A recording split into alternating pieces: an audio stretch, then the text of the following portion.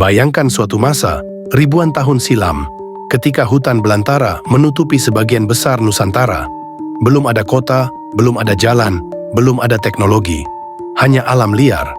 Dan manusia-manusia pertama yang mencoba bertahan hidup. Mereka adalah para nomaden, manusia prasejarah yang menggantungkan hidupnya pada alam, berpindah dari satu tempat ke tempat lain, mencari makan, berburu, dan bertahan. Dalam dunia tanpa listrik, tanpa pertanian, dan tanpa rumah permanen, perburuan adalah kunci kehidupan. Binatang liar seperti babi hutan, rusa, bahkan kerbau liar menjadi target utama. Namun perburuan di masa itu bukan hanya soal bertahan hidup, tapi juga membentuk cara berpikir, struktur sosial, dan budaya manusia awal Indonesia. Jejak kehidupan mereka masih bisa kita lihat hari ini, di gua-gua tersembunyi, di alat-alat batu yang ditemukan arkeolog, dan di lukisan-lukisan purba yang menggambarkan kisah berburu berusia ribuan tahun. Semua menjadi saksi bisu betapa eratnya hubungan antara manusia, alam, dan insting bertahan. Dalam dokumenter ini, kita akan menyusuri kehidupan manusia prasejarah Indonesia. Dari bagaimana mereka berburu, berpindah tempat, hingga membentuk komunitas. Ini adalah cerita tentang kelangsungan hidup, kecerdikan, dan awal mula peradaban di negeri yang kini kita sebut Indonesia. Pada masa prasejarah, jauh sebelum pertanian dikenal, manusia hidup dengan cara berburu dan meramu. Mereka tidak memiliki tempat tinggal tetap, melainkan terus berpindah-pindah dari satu wilayah ke wilayah lain. Inilah yang kita sebut sebagai kehidupan nomaden, sebuah pola hidup yang fleksibel, namun menuntut ketahanan dan kecerdikan yang luar biasa. Pola hidup nomaden bukanlah pilihan sembarangan, melainkan sebuah adaptasi terhadap lingkungan. Ketika sumber makanan di satu tempat habis, mereka harus segera bergerak. Mereka mengikuti jejak kawanan hewan, musim buah-buahan liar, dan keberadaan air bersih. Perpindahan ini tidak hanya berkaitan dengan kelangsungan hidup, tetapi juga dengan pengetahuan akan lanskap alam. Kehidupan sehari-hari mereka sederhana namun penuh tantangan. Tempat tinggal bersifat sementara, gua, ceruk batu, atau bangunan sederhana dari daun dan ranting. Mereka membawa peralatan seadanya, alat batu, tombak kayu, dan kantong dari kulit binatang. Setiap benda memiliki fungsi penting dan tidak ada yang dibawa tanpa alasan. Dalam kelompok kecil yang terdiri dari beberapa keluarga, manusia nomaden membentuk struktur sosial yang fleksibel. Tidak ada pemimpin tetap. Yang dituakan atau yang paling berpengalaman biasanya didengar dalam pengambilan keputusan, terutama soal berburu dan berpindah tempat. Komunikasi dan kerjasama menjadi kunci dalam bertahan di lingkungan yang keras. Namun, hidup berpindah-pindah tidak selalu berarti tanpa arah. Mereka memiliki pengetahuan mendalam tentang alam. Mereka tahu kapan binatang bermigrasi, di mana air akan muncul setelah musim hujan, dan tanaman apa yang aman dikonsumsi. Pengetahuan ini diwariskan secara lisan dari satu generasi ke generasi berikutnya, membentuk fondasi awal kearifan lokal yang bertahan hingga kini. Jejak kehidupan nomaden di Indonesia bisa ditelusuri melalui temuan arkeologi di berbagai daerah seperti Gua Leang-Leang di Sulawesi, Gua Harimau di Sumatera Selatan, hingga situs Sangiran di Jawa Tengah. Di tempat-tempat inilah kita menemukan sisa-sisa alat batu, lukisan dinding, dan bahkan kerangka manusia purba. Semuanya bercerita tentang kehidupan yang terus bergerak mengikuti irama alam. Bagi manusia prasejarah, berburu bukan sekadar aktivitas fisik. Ia adalah seni, strategi, dan pertaruhan antara hidup dan mati. Hewan buruan seperti babi hutan, rusa, banteng liar, hingga burung besar menjadi sumber utama protein dan energi.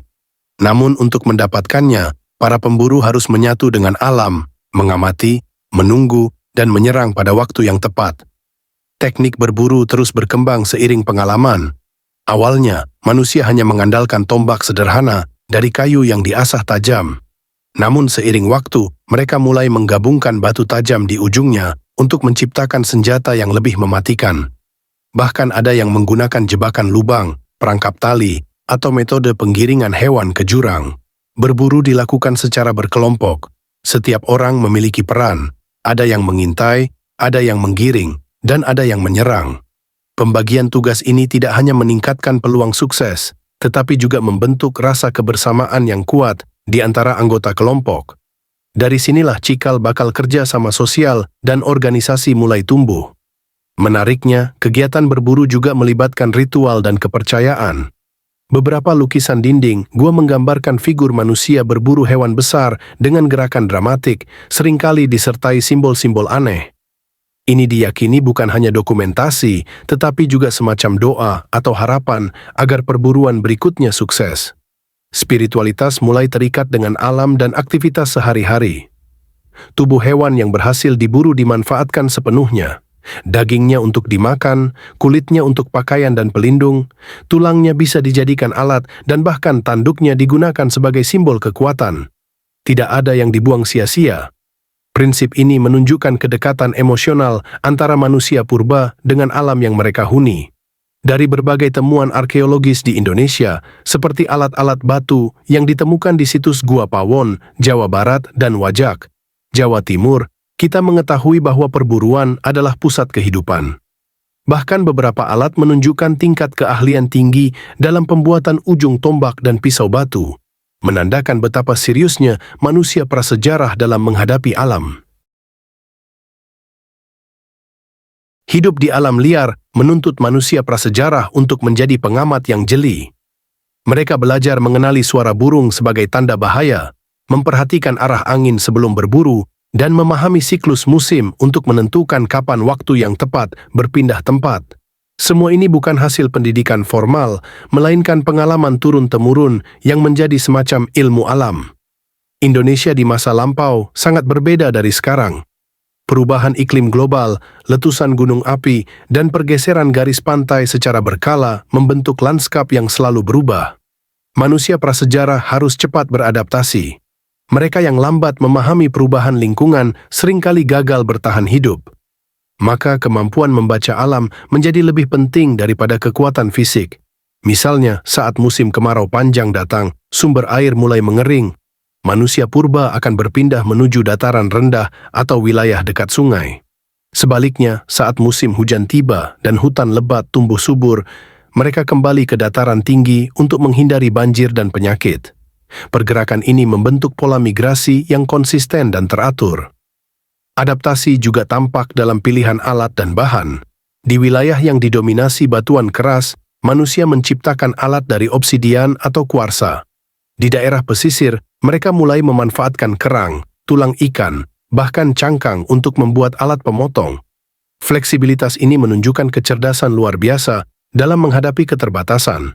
Selain itu, mereka juga mempelajari pola hidup hewan dan tumbuhan. Mereka tahu kapan rusa sedang kawin dan lebih mudah ditangkap, kapan buah hutan mulai matang, dan di mana jamur liar yang beracun biasa tumbuh. Semua pengetahuan ini tak pernah ditulis, tetapi diwariskan melalui cerita, simbol, dan praktik langsung sejak kecil. Pengetahuan lokal manusia prasejarah inilah yang menjadi cikal bakal ilmu pengetahuan tradisional di berbagai suku bangsa di Indonesia. Bahkan hingga hari ini, kita masih bisa menemukan masyarakat adat yang hidup selaras dengan alam dengan cara yang tak jauh berbeda dari leluhur nomaden mereka ribuan tahun lalu.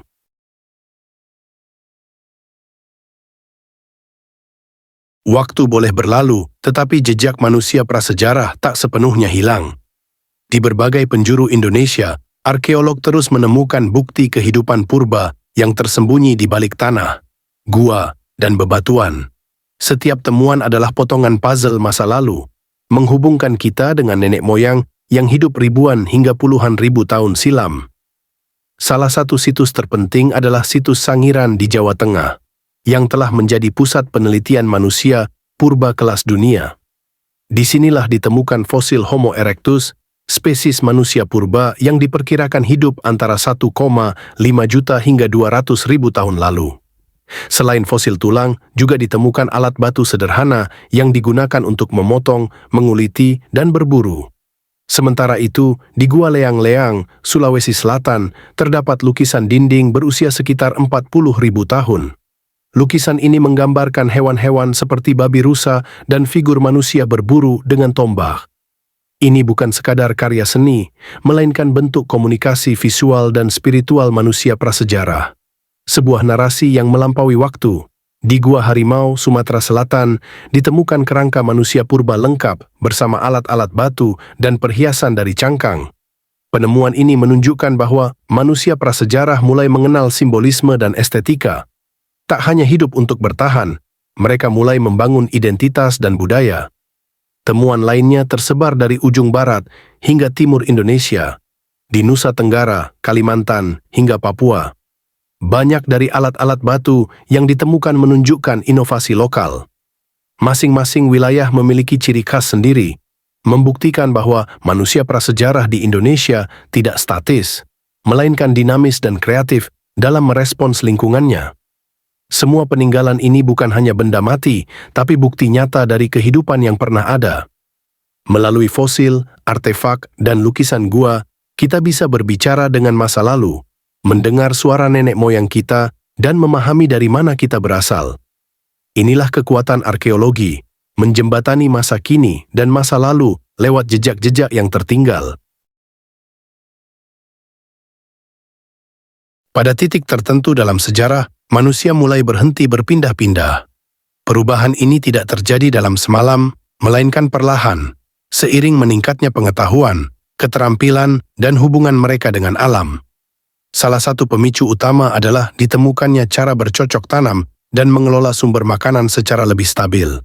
Ketika manusia menyadari bahwa mereka bisa menanam tanaman liar di sekitar tempat tinggal dan hasilnya bisa dipanen berulang, muncul keinginan untuk menetap lebih lama di satu tempat. Ini menjadi titik awal dari revolusi pertanian yang mengubah cara hidup manusia secara permanen. Mereka tak lagi sepenuhnya bergantung pada perburuan. Proses ini tidak menghapus budaya berburu secara total, tetapi menguranginya sebagai satu-satunya cara bertahan hidup. Perburuan tetap dilakukan, namun kini bersanding dengan aktivitas baru, bercocok tanam, menyimpan hasil panen, dan memelihara hewan liar. Pola kehidupan berubah, begitu pula bentuk komunitas manusia yang makin kompleks. Perubahan besar ini juga tampak dari alat-alat yang digunakan.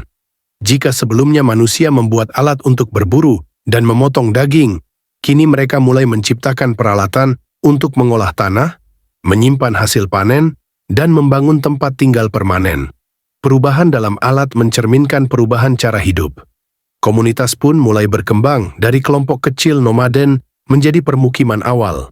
Disinilah muncul struktur sosial yang lebih terorganisir, pembagian kerja yang lebih jelas, dan bahkan cikal bakal kepemimpinan formal. Mereka mulai mengenal batas wilayah, membentuk ikatan sosial yang lebih kuat, dan mengembangkan kepercayaan serta ritual yang lebih kompleks. Transisi ini adalah tonggak penting dalam sejarah manusia Indonesia. Dari sekadar bertahan hidup di alam liar, manusia mulai menciptakan tatanan kehidupan yang lebih stabil dan terstruktur. Dari pengembara yang menyusuri hutan dan gunung, mereka perlahan menjadi pembangun awal peradaban Nusantara. Manusia prasejarah Indonesia bukan sekadar tokoh dalam buku sejarah. Mereka adalah bagian dari rantai panjang kehidupan yang pada akhirnya membawa kita ke masa kini. Dari langkah-langkah kaki yang menyusuri hutan, dari tombak yang dilemparkan ke arah buruan, dari lukisan yang dipahat di dinding gua, kita mewarisi jejak mereka secara biologis, kultural, dan spiritual. Kehidupan nomaden dan perburuan bukan hanya masa lalu yang telah usai. Ia adalah fondasi dari cara kita memandang dunia, ketergantungan pada alam, kebutuhan akan kerjasama, dan kemampuan untuk beradaptasi. Meski hari ini kita hidup di kota dan dikelilingi teknologi, insting dasar yang sama, bertahan, berkembang, dan berkomunitas, masih terus hidup dalam diri kita. Melalui peninggalan yang mereka tinggalkan, alat batu, lukisan dinding, hingga pola migrasi, kita tidak hanya melihat bagaimana mereka hidup, tapi juga bagaimana mereka berpikir dan merasa. Mereka bukan manusia setengah hewan seperti yang dulu digambarkan secara keliru, tapi manusia utuh dengan kompleksitas dan kecerdasan yang luar biasa. Dan hari ini, ketika kita menoleh ke masa lalu, kita tak hanya mempelajari sejarah, kita sedang menyapa nenek moyang kita. Mereka yang hidup dalam sunyi, dalam gelapnya gua, dalam rimba yang luas. Namun meninggalkan jejak yang membuat kita sadar, kita adalah kelanjutan dari kisah luar biasa tentang bertahan, belajar, dan membentuk dunia.